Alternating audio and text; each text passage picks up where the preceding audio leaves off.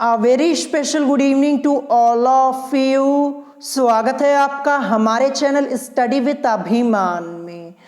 आज मैं आप लोगों के लिए यूपी पॉलिटेक्निक एंट्रेंस एग्जाम के लिए साइंस के प्रीवियस ईयर के क्वेश्चन आंसर की सीरीज का पार्ट 2 लेकर आया हूं।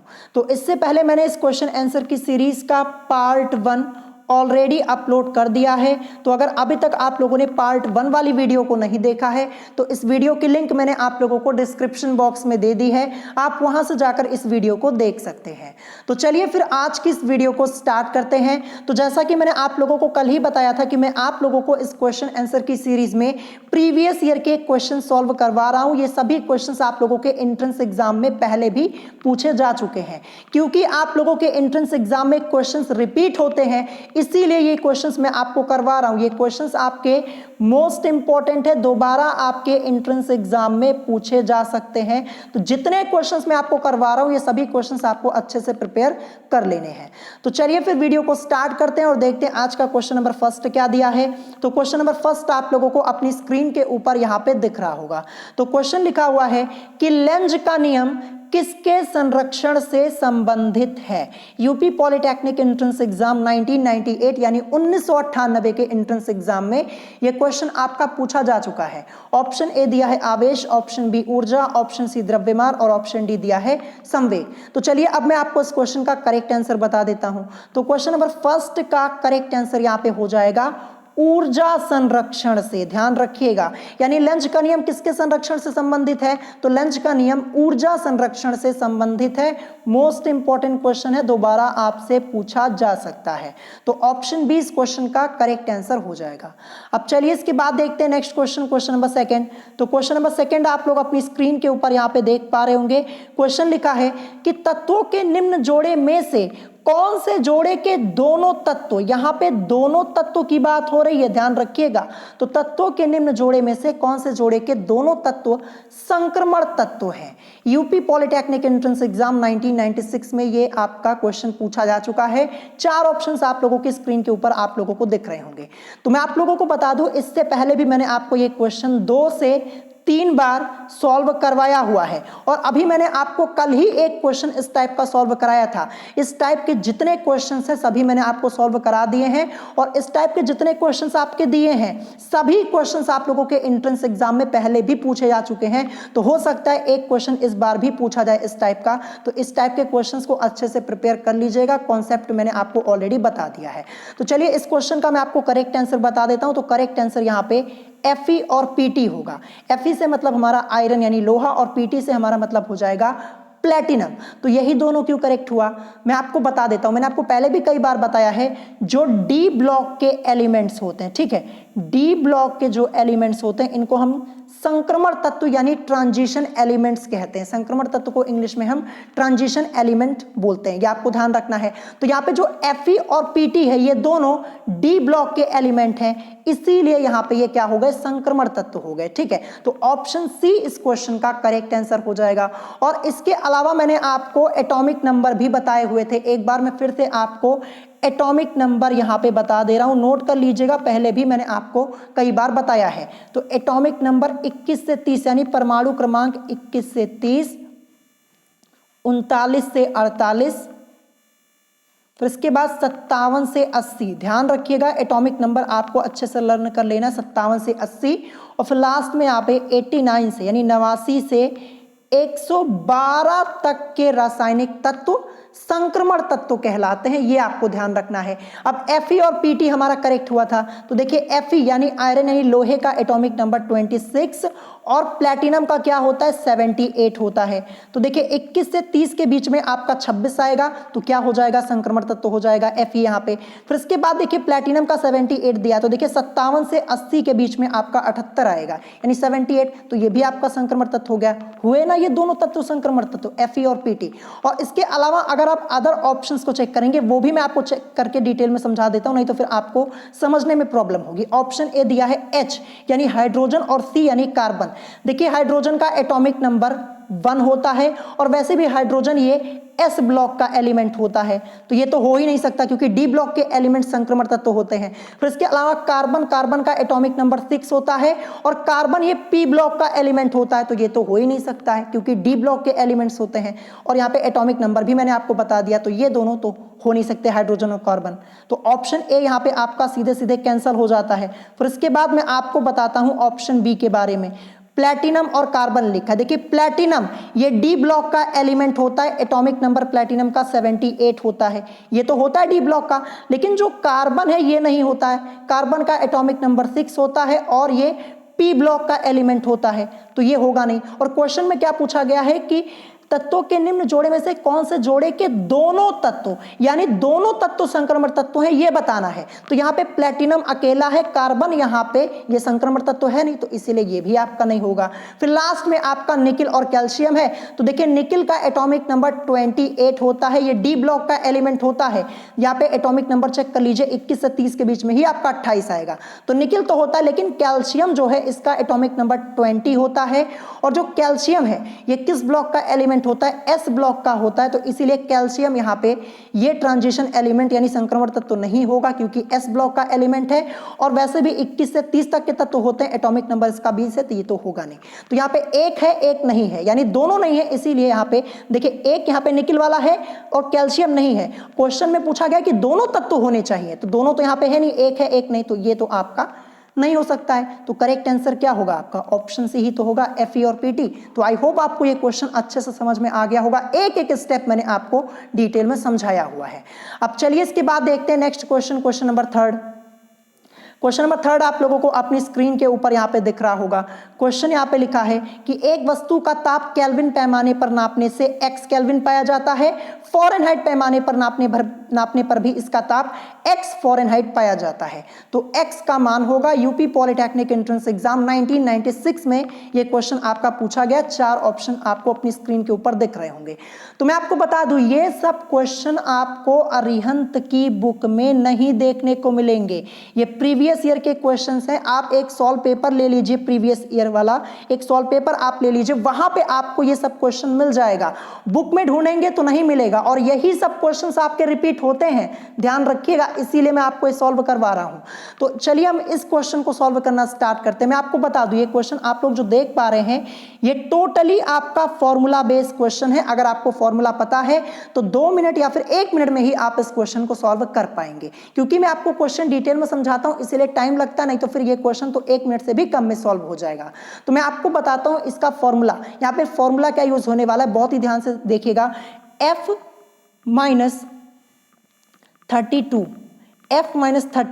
और अपॉन में आपका आएगा यहाँ पे 9 is equal to k minus 273 और अपॉन में आएगा 5।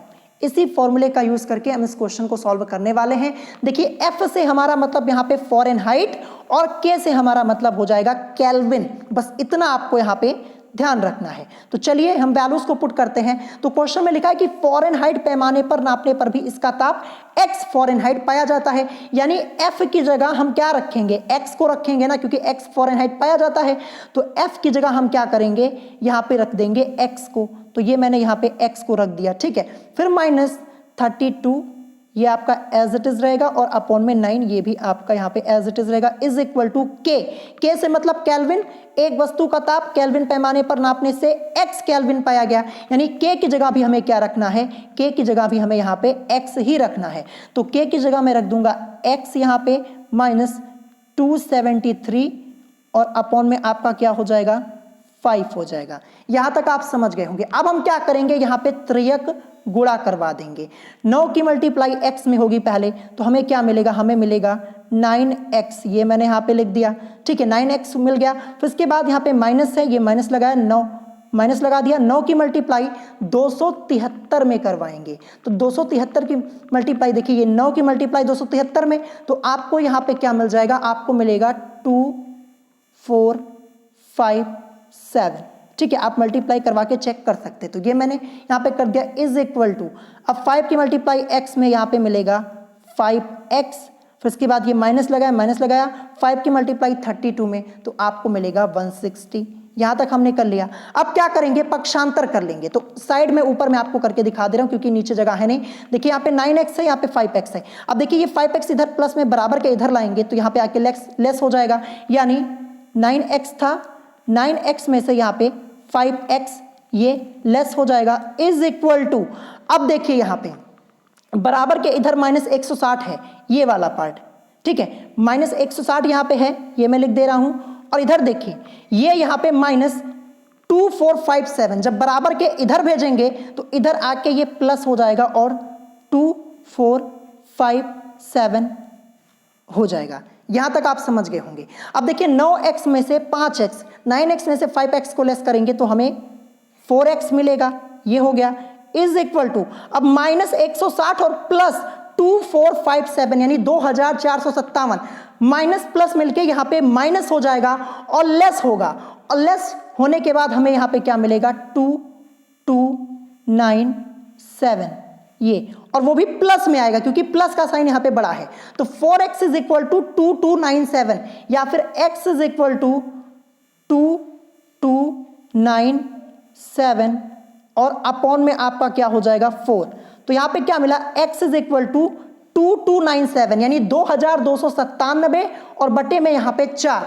अब इसी को डिवाइड करके सॉल्व कर लीजिए, तो सॉल्व करने पर x is equal to, x की वैल्यू जो हमें मिलेगी 574.25, यही हमें यहां पे मिलेगा, यानी x की वैल्यू क्या मिली, 574.25। आई होप आप लोगों को ये क्वेश्चन समझ में आ गया होगा। चलिए ऑप्शन में चेक करते कहां पे दिया है, तो ये दिया है ऑप्शन बी में। तो ऐसे ये क्वेश्चन सॉल्व करना था, एक एक स्टेप मैंने आपको डिटेल में बता दिया, कोई स्टेप मैंने यहाँ पे छोड़ा नहीं हुआ है, ठीक है। तो देखिए ये क्वेश्चन आपसे दोबारा पूछा जा सकता है, तो इंपॉर्टेंट है, प्रैक्टिस कर लीजिएगा। अब चलिए इसके बाद देखते हैं next question, question number 4। Question number 4 आप लोगों को अपनी स्क्रीन के ऊपर दिख रहा होगा। क्वेश्चन यहाँ पे है कि निम्न में से किस तरंग की तरंग दैर्घ्य सबसे कम है। ध्यान रखिएगा यहाँ पे कम पूछा गया है। निम्न में से किस तरंग की तरंग दैर्घ्य सबसे कम है। ऑप्शन ए दिया है पराश्रव्य तरंगे, ऑप्शन बी रेडियो तरंगे, ऑप्शन सी एक्स किरण और ऑप्शन डी दिया है प्रकाश तरंगे। यहाँ पे कम पूछा गया है, इसी के अनुसार आपको आंसर करना है। तो करेक्ट आंसर क्या होगा क्वेश्चन नंबर 4 का, क्वेश्चन नंबर 4 का करेक्ट आंसर होगा ऑप्शन ए यानी पराश्रव्य तरंगे। क्यों हुआ, क्योंकि पराश्रव्य तरंगों की आवृत्ति सबसे अधिक यानी 20,000 हर्ट्ज से अधिक होती है, ठीक है। इसलिए यहां पे इस तरंग की तरंग दैर्घ्य क्या हो जाएगी, सबसे कम, यानी ऑप्शन ए इस क्वेश्चन का करेक्ट आंसर हो जाएगा। देखिए ये सब क्वेश्चंस आपको डायरेक्ट लर्न करने होंगे या फिर कॉन्सेप्ट तो मैंने आपको पहले बताया, कॉन्सेप्ट समझ लीजिए कि तो डायरेक्ट लर्न कर लीजिए, ये आपके ऊपर डिपेंड करता है। ये क्वेश्चन आपसे पूछा जा सकता है, ये बुक में आपको ये क्वेश्चन नहीं देखने को मिलेगा, आप चेक कर लीजिएगा, ठीक है।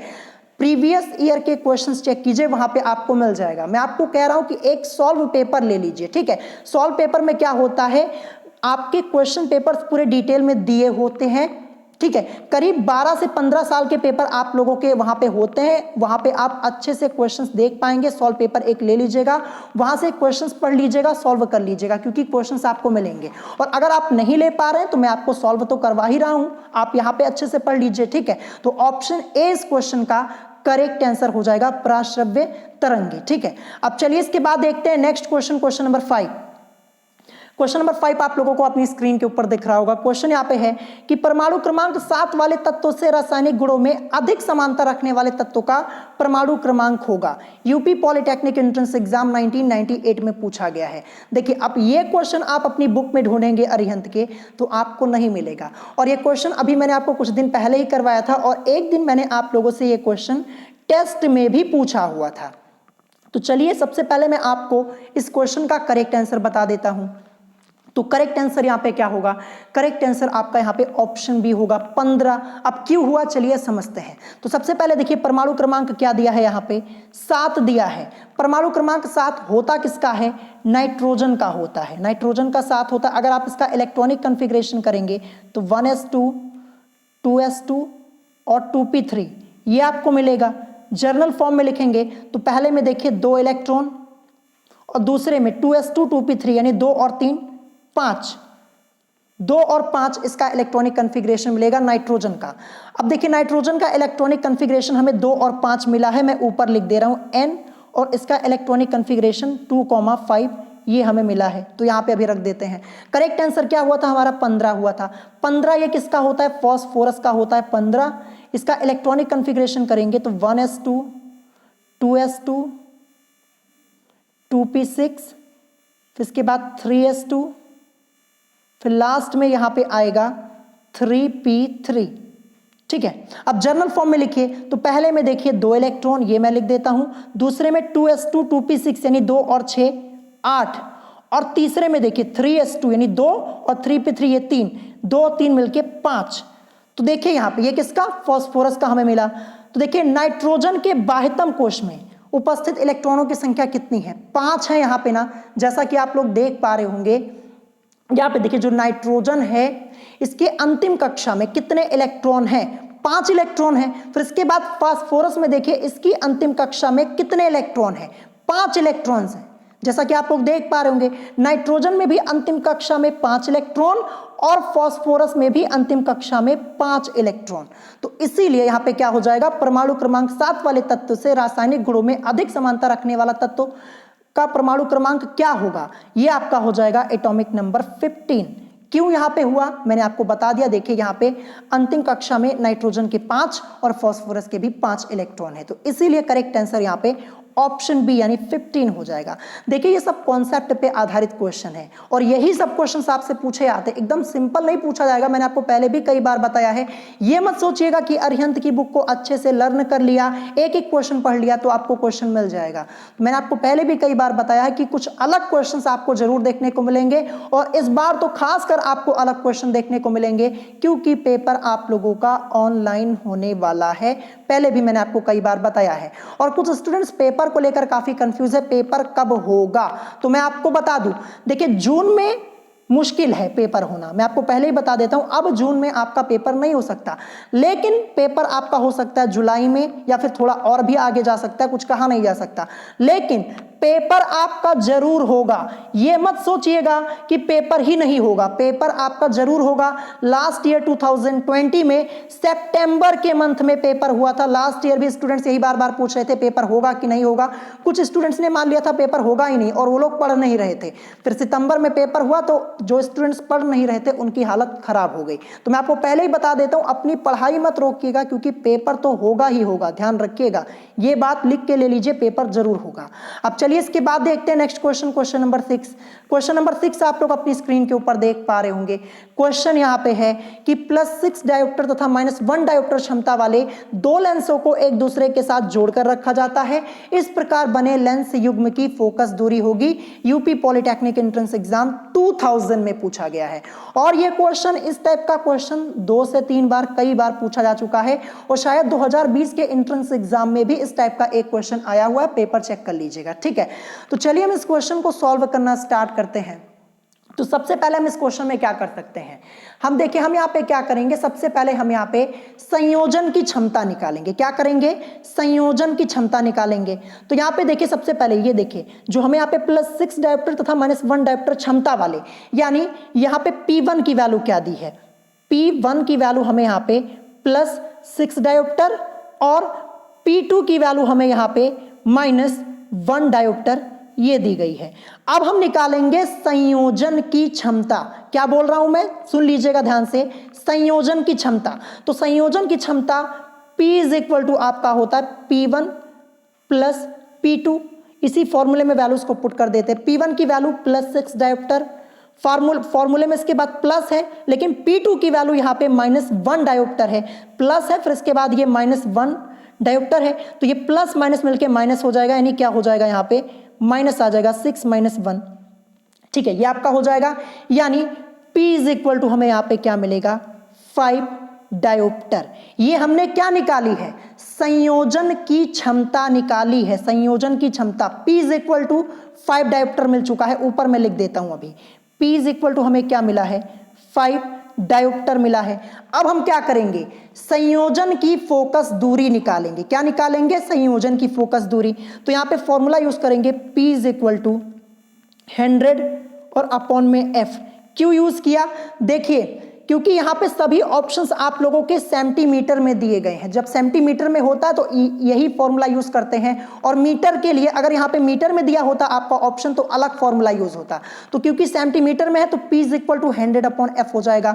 P की वैल्यू हमने 5 निकाली थी, P की जगह 5 रखते हैं, इज इक्वल टू 100 और अपॉन में F, ये आपका एज इट इज रहेगा। अगर मैं 5 के नीचे 1 लिख लूँ कोई दिक्कत नहीं, त्रिया गुणा करवा दीजिए। 5 की मल्टीप्लाई F में तो मिलेगा 5F इज इक्वल टू 100 की मल्टीप्लाई 1 में तो इज इक्वल टू 100 ही मिलेगा, या फिर F इज इक्वल टू 100 और अपॉन में 5, या फिर ये 5 1 = 5, 5 2 = 10 एंड ये 0, यानी क्या मिलेगा 20 और सेंटीमीटर में। ठीक है, ऑप्शंस आपके सभी यहाँ पे सेंटीमीटर में दिए गए, आप लोग देख पा रहे होंगे। तो 20 सेंटीमीटर आपका कहाँ पे दिया गया है, तो ये आपका दिया है ऑप्शन ए में। तो ऑप्शन ए इस क्वेश्चन का करेक्ट आंसर हो जाएगा। इस टाइप के आपके एंट्रेंस एग्जाम में 4 से 5 क्वेश्चन पूछे जा चुके, ध्यान रखिएगा। देखिए कुछ आपका ऑप्शन में मीटर में दिया होता है, कुछ सेंटीमीटर में दिया होता है। यहाँ पे सेंटीमीटर में था इसीलिए ये फॉर्मूला यूज किया, मीटर के लिए दूसरा होता है, ध्यान रखिएगा। तो क्वेश्चन की प्रैक्टिस कर लीजिएगा, ऑप्शन ए इस क्वेश्चन का करेक्ट आंसर यहाँ पे हो जाएगा। अब चलिए इसके बाद देखते हैं next question, question number 7। Question number 7 आप लोग अपनी स्क्रीन के ऊपर यहाँ पे देख पा रहे होंगे। क्वेश्चन लिखा है Na2S4O6 में S की ऑक्सीकरण संख्या है। S मतलब सल्फर की, ध्यान रखिएगा। तो यहाँ पे S की ऑक्सीकरण संख्या हमें निकालनी है। इससे पहले भी मैंने आपको ये क्वेश्चन सॉल्व कराया, यूपी पॉलिटेक्निक एंट्रेंस एग्जाम 2001 में ये क्वेश्चन पूछा गया है। और ऑक्सीकरण संख्या से रिलेटेड क्वेश्चन ये आपका फिक्स होता है कि हर एक साल एक क्वेश्चन आपसे जरूर पूछा जाएगा। तो चलिए ये क्वेश्चन मैं आपको यहाँ पे सॉल्व करके बताता हूँ। क्या दिया है मैं ऊपर लिख दे रहा हूँ, Na2, फिर इसके बाद S4 और O6 ये लिखा हुआ है। हमें यहाँ पे S की ऑक्सीकरण संख्या निकालनी है। तो देखिए सबसे पहले आपका यहाँ पे क्या दिया है, Na से मतलब हमारा क्या होता है, सोडियम होता है। और सोडियम का जो ऑक्सीडेशन नंबर होता है वो +1 होता है। क्या होता है, +1 होता है। ठीक है, तो सोडियम का ऑक्सीडेशन नंबर +1 ये मैंने लिखा। और कितने सोडियम है, 2 हैं, यानी क्या हो जाएगा 2 × 1 इज इक्वल टू 2, यानी Na2 की जगह मैं क्या लिख सकता हूं, यहां पे मैं लिख सकता हूं 2। तो चलिए यहां पे मैं लिख देता हूं 2, तो यहां पे मैंने 2 लिख दिया। फिर इसके बाद यहां पे हम प्लस का साइन लगाएंगे। फिर यहाँ पे S4, S की ऑक्सीकरण संख्या हमें निकालनी है तो इसको हम X मान लेंगे। और क्योंकि 4 है S4 तो यहाँ पे 4 × X हो जाएगा इज इक्वल टू 4X, यानी S4 की जगह हमारा क्या आएगा, S4 की जगह हमारा यहाँ पे 4X आ जाएगा। ठीक है, फिर इसके बाद प्लस का साइन, O6 दिया हुआ है, O से मतलब ऑक्सीजन, और ऑक्सीजन का ऑक्सीडेशन नंबर -2 होता है। ठीक है, और कितने ऑक्सीजन है, 6 है, तो 6 × -2 इज इक्वल टू -12 हो जाएगा। यानी O6 की जगह -12 लिखेंगे, क्योंकि यहाँ पे ये माइनस है और यहाँ पे ये प्लस लगा है, तो ये प्लस माइनस मिलके माइनस हो जाएगा। यानी क्या लिख सकते हैं हम यहाँ पे लाके हम लिखेंगे, ये प्लस का साइन हटेगा और -12 और इज इक्वल टू यहाँ पे 0 होगा, क्योंकि Na2S4O6 के ऊपर यहाँ पे कोई चार्ज नहीं लगा हुआ है। ध्यान रखिएगा, आगे सॉल्व करेंगे तो देखिए 4x, इसको यहाँ पे ऐसे रहने दीजिए। यहाँ पे देखिए ये -12 है और ये +2 है, माइनस प्लस मिलके यहाँ पे आपका माइनस हो जाएगा। और लेस करने पर हमें क्या मिलेगा, लेस करने पर हमें यहाँ पे -10 मिलेगा। माइनस में क्यों मिलेगा, क्योंकि देखिए माइनस का साइन बड़ा था, -12 और +2 था। अगर आप -12 और +2 यानी -12 और +2 इसको सॉल्व करेंगे तो यहाँ पे प्लस माइनस मिलके माइनस हो जाएगा और क्या मिलेगा, -10 ही तो मिलेगा। तो यही तो मैंने नीचे लिखा हुआ है। तो यहाँ पे आप ये स्टेप समझ गए होंगे और इज इक्वल टू आपका 0 तो रहेगा ही, या फिर 4x इज इक्वल टू, अब यहाँ पे -10 था, बराबर किधर जाएगा तो +10, यानी 4x इज इक्वल टू 10, या फिर x इज इक्वल टू आपका यहाँ पे क्या हो जाएगा 10/4। इसको सॉल्व कर लीजिए, सॉल्व करने पर आपको 2.5 मिलेगा। ठीक है, सॉल्व करेंगे तो आपको 2.5 मिलेगा। तो x की वैल्यू 2.5, यानी हमने यहाँ पे s की ऑक्सीकरण संख्या x मानी हुई थी, जो कि निकली क्या 2.5। चलिए ऑप्शन में चेक करते हैं 2.5 है कहाँ पे, तो ये है ऑप्शन बी में। एक एक स्टेप मैं आपको यहाँ पे समझा दे रहा हूँ। कुछ स्टूडेंट्स ये कहते हैं कि बहुत जल्दी, वो कुछ स्टूडेंट्स जल्दी में बहुत रहते हैं, कहते हैं कि सर आप इतना डिटेल में मत बताया कीजिए। तो मैं आपको बता दूँ, अगर मैं आपको क्वेश्चन डिटेल में नहीं बताऊंगा ना, तो जब एंट्रेंस एग्जाम में आप जाएंगे वहां पे क्वेश्चन ही नहीं सॉल्व कर पाएंगे, ध्यान रखिएगा। इसीलिए एक एक स्टेप में आपको बार बार डिटेल में बताता हूं ताकि आपको क्वेश्चन समझ में आ जाए, कोई प्रॉब्लम ना हो, ठीक है। और जिस स्टूडेंट्स को बहुत जल्दी होती है, मैं उन लोगों से पहले ही कहता हूं कि अगर आपको बहुत जल्दी है तो आप जा सकते हैं, क्योंकि जल्दी से पढ़ाई नहीं होती, ध्यान रखिएगा। अगर आप जल्दी में पढ़ाई करेंगे तो कुछ आपको समझ में आने वाला नहीं, इसीलिए एक एक स्टेप में आपको डिटेल में समझाता हूं। तो ऑप्शन 20 क्वेश्चन का करेक्ट आंसर हो जाएगा। और एक बात मैं ये भी बता दूं, जो स्टूडेंट जल्दी में होता है वही एंट्रेंस एग्जाम में गलती करके आता है, ध्यान रखिएगा। जो जल्दी में होता है उसका एंट्रेंस एग्जाम भी जल्दी में हो जाता है, रिजल्ट भी जल्दी में आता है और कुछ होता भी नहीं है, ध्यान रखिएगा। तो जब पढ़ा कीजिए तो अच्छे से पढ़ा कीजिए। कुछ स्टूडेंट्स कमेंट करके ये कहते हैं कि सर नेक्स्ट क्वेश्चन, अरे जब तक ये मैं सॉल्व करके समझा नहीं दूंगा तब तक मैं नेक्स्ट क्वेश्चन कैसे आपको बता दूं। तो देखिए, मेरा पढ़ाने का स्टाइल यही है कि मैं डिटेल में एक एक क्वेश्चन पढ़ाता हूं। तो आपको पढ़ना है तो आप ऐसे पढ़ सकते हैं, और अगर आपको जल्दी है तो आप कहीं और जा सकते हैं, ध्यान रखिएगा। अब चलिए इसके बाद देखते हैं next question number 8। Question number 8 आप लोग अपनी स्क्रीन के ऊपर देख पा रहे होंगे, बहुत ही अच्छा क्वेश्चन, ध्यान रखिएगा। क्वेश्चन यहाँ पे लिखा है कि एक ट्रांसफार्मर की प्राथमिक कुंडली में 200 फेरे हैं तथा इसकी द्वितीयक कुंडली में 50 फेरे हैं। यदि द्वितीयक कुंडली में धारा 20 एम्पियर है, ठीक है। द्वितीयक कुंडली यहाँ पे में लिख दीजिएगा, यहाँ पे लिखा नहीं हुआ है। तो द्वितीयक कुंडली में धारा 20 एम्पियर है तो प्राथमिक कुंडली में धारा है, ये हमसे यहाँ पे पूछा गया। यूपी पॉलिटेक्निक एंट्रेंस एग्जाम 2002 में आपका ये क्वेश्चन पूछा गया है। मोस्ट इंपॉर्टेंट क्वेश्चन, दोबारा भी आपसे पूछा जा सकता है। 4 ऑप्शंस आप लोगों की स्क्रीन के ऊपर आप लोगों को दिख रहे होंगे। मैं आपको बता दूं, सिंपल सा क्वेश्चन है, अगर आपको तरीका पता है क्वेश्चन सॉल्व करने का तो चलिए एक एक स्टेप में आपको यहाँ पे डिटेल में समझाता हूँ, ठीक है। देखिए, यहाँ पे कुंडली के बाद यहाँ पे में रहेगा, यहाँ पे लिख लीजिएगा, यहाँ पे लिखा नहीं हुआ है तो ये मैं यहाँ पे लिख देता हूं, ठीक है। यहाँ पे में रहेगा, ठीक है। अब देखिए यहाँ पे क्या क्या दिया हुआ है कि एक ट्रांसफार्मर की प्राथमिक कुंडली में, यानी प्राइमरी, प्राथमिक मतलब क्या हो जाएगा, प्राइमरी। और देखिए फेरों की संख्या कुंडली में 200 फेरे हैं। तो देखिए जो फेरे होते हैं इनको हम n से रिप्रेजेंट करते हैं, किससे, n से रिप्रेजेंट करते हैं, ये आपको ध्यान रखना है। तो प्राथमिक कुंडली की बात हो रही है तो हम क्या लिखेंगे, n P लिखेंगे। देखिए फेरों की संख्या को n से, और प्राथमिक कुंडली यानी प्राइमरी, तो यानी NP is equal to value हमको कितनी दी गई है, 200, ये मैंने यहां पे लिख दिया। फिर इसके बाद देखिए, तथा इसकी द्वितीयक कुंडली में 50 फेरे हैं। द्वितीयक मतलब सेकेंडरी, और फेरे कितने, फेरे को हम n से रिप्रेजेंट करते हैं, और सेकेंडरी यानी द्वितीयक कुंडली में तो NS इज इक्वल टू 50, ये हमें दिया है, ये मैंने यहां पे लिख दिया। फिर इसके बाद देखिए, यदि द्वितीयक कुंडली में धारा 20 एम्पियर है, द्वितीयक कुंडली में, ध्यान रखिएगा, धारा को हम I से रिप्रेजेंट करते हैं, I से, और द्वितीयक कुंडली में दिया है यानी सेकेंडरी में IS की वैल्यू कितनी दी है, 20 एम्पियर दी हुई है, ये मैंने लिख दिया। फिर इसके बाद हमसे पूछा गया तो प्राथमिक कुंडली में धारा है यानी IP की वैल्यू, प्राइमरी, ये हमें फाइंड आउट करना है, प्राथमिक कुंडली में धारा कितनी है, यही तो हमें फाइंड आउट करना है। तो देखिए इसके लिए हमारा फॉर्मूला क्या होगा, सिंपल सा फॉर्मूला, देखिए NS अपॉन में आपका आएगा NP is equal to IP और अपॉन में आएगा IS। अब सभी वैल्यूज को पुट कर दीजिए। NS की वैल्यू कितनी है, NS की वैल्यू 50 ना, ये देखिए NS की वैल्यू 50, ये मैंने यहाँ पे लिख दिया।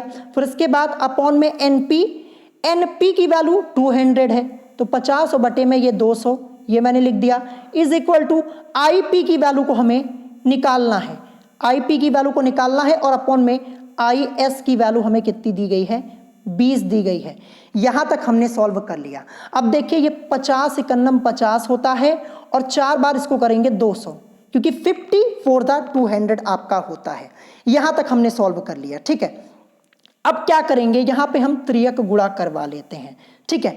देखिए 4 की मल्टीप्लाई IP में होगी तो हमें क्या मिलेगा, 4IP इज इक्वल टू, फिर इसके बाद 20 की मल्टीप्लाई, क्योंकि 50 51 50 होता है तो 1 में होगी, 20 की मल्टीप्लाई 1 में, तो क्या मिलेगा 4IP इज इक्वल टू 20, या फिर IP इज इक्वल टू 20 और बटे में क्या मिलेगा 4, या फिर 4 1 जा 4 और 4 5 जा 20।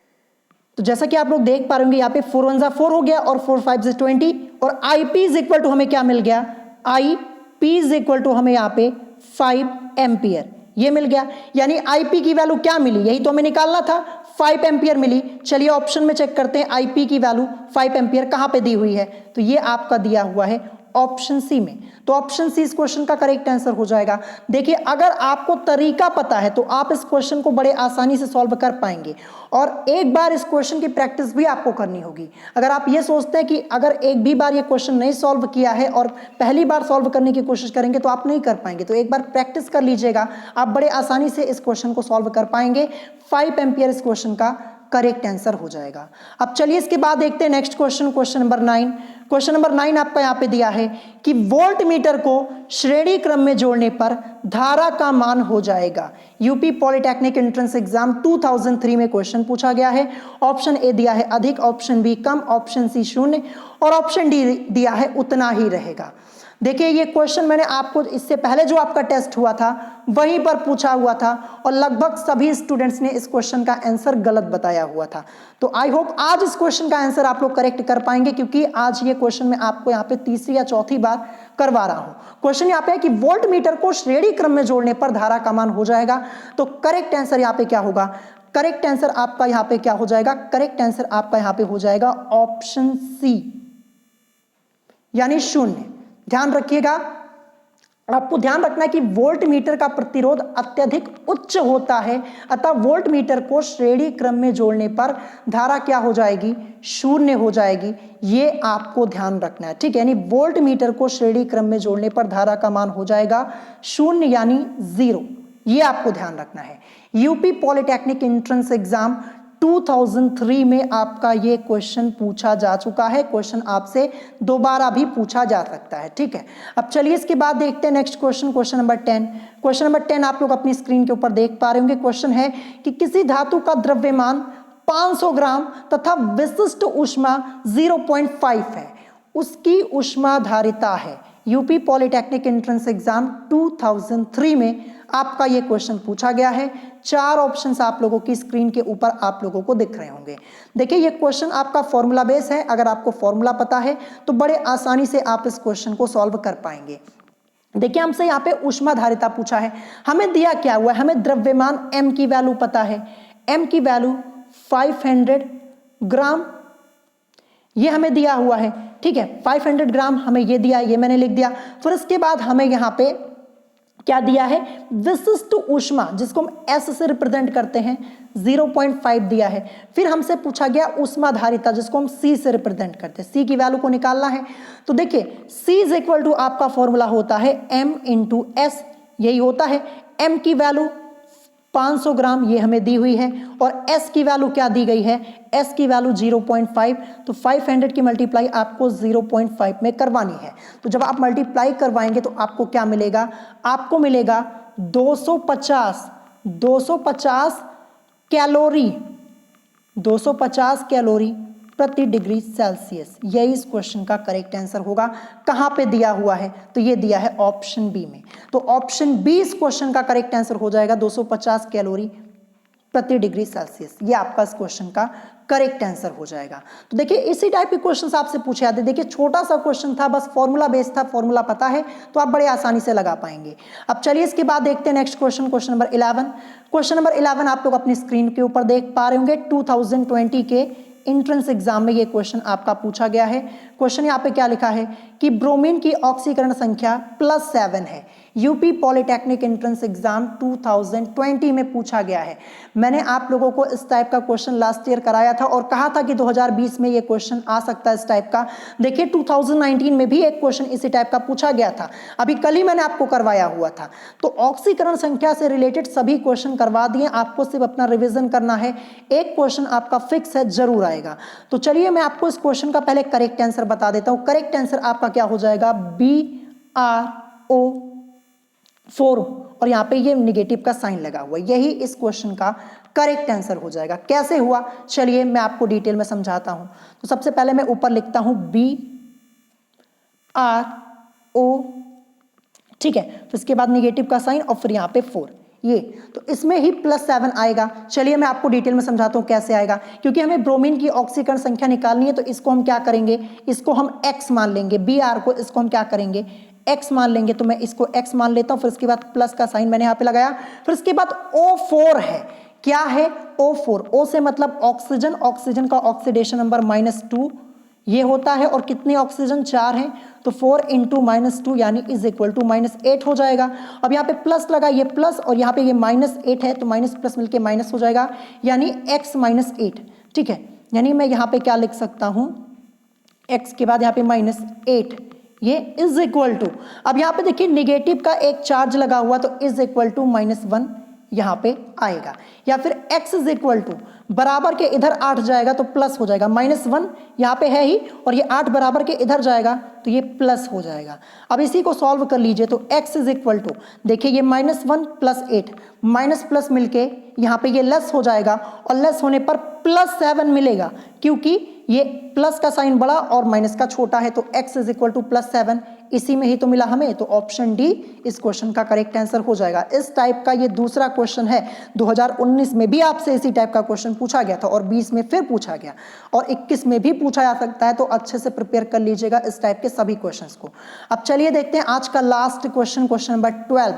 क्वेश्चन नंबर 12 ये भी आप लोग अपनी स्क्रीन के ऊपर देख पा रहे होंगे। क्वेश्चन है, आवर्त सारणी में सर्वाधिक ऋण विद्युतीय तत्व है यूपी पॉलिटेक्निक एंट्रेंस एग्जाम 2020 में।